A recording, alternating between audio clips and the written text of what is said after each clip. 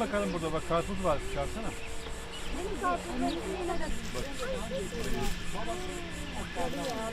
Bak abi çağırdı. Bak abi elini falan var. Şey mi? İki mi? Evet. Haydi. Yandan çek. Gel de gel. Ay baksana. Bak. Ay yürüyemiyor bak. Allah Allah. Oh oh oh. Götür. Aile pozu veriyorlar resmen. Ay maşallah. Ay karpuz getiriyor bak karpuz.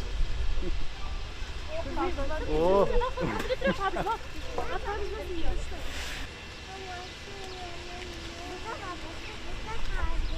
Evet bu.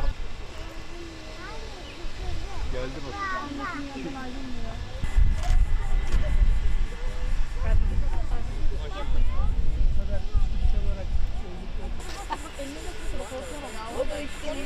Ama çok iyi bak tutuyor ucuyla ölçek. Önerim var yalnız.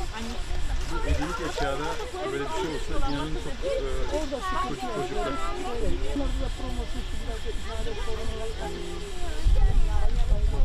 Da veriyor.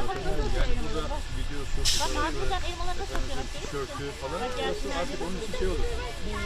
Yılda bir çeşitli gördüğünüz gibi.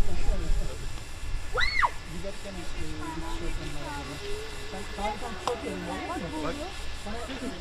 Dur anneciğim dur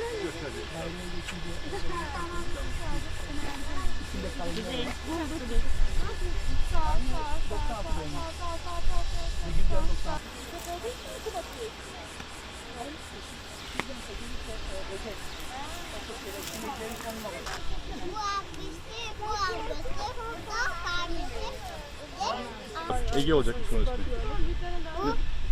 Bu Deniz. Bak bak bak. Ayak atıyor.